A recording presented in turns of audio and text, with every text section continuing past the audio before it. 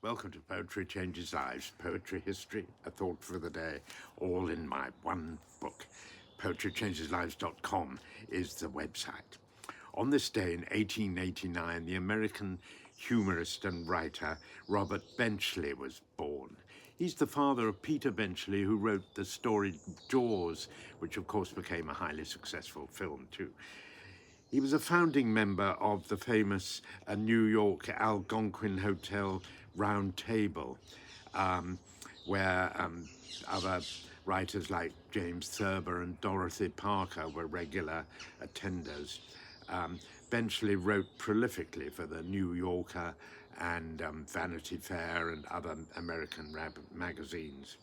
He's not so well known these days, but some of his sayings are well worth revisiting. I love this. Drawing on my fine command of the English language, I said nothing. I love, one of my favorite of his pieces is called Kiddie Car Cat Travel, and it describes traveling on American trains with children, and it's well worth a read. So funny. I think if you don't know Robert Benchley's writing, I'd recommend you Google him and have a read. Very, very witty. Sadly, he developed an alcohol problem in later life and died of cirrhosis, a sad end for someone who gave so much pleasure to others.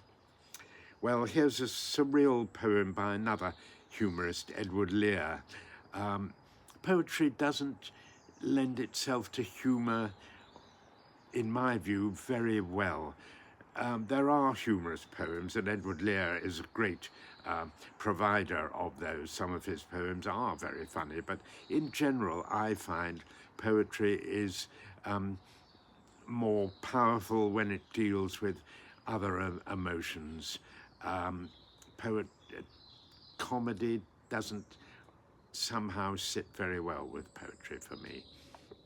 Nevertheless, I like Edward Lear very much, and this poem of his, Cold Are the Crabs, is a typical example.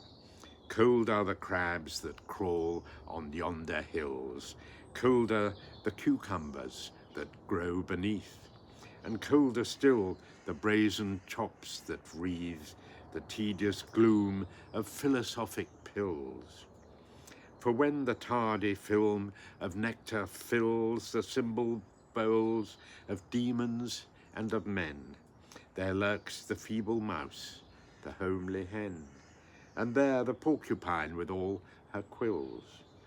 Yet much remains to weave a solemn strain that lingering sadly slowly dies away, daily departing with departing day, a pea-green gamut on a distant plain, when wily walruses in congress meet.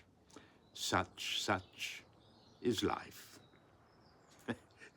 Edward Lear, I sometimes find difficult to understand exactly what he's talking about, but I think he's a very interesting mind, a very good writer. I really like reading him. Today I ask that I will never cease to value friendships and that I will work to nurture those that I do have. Thanks for listening.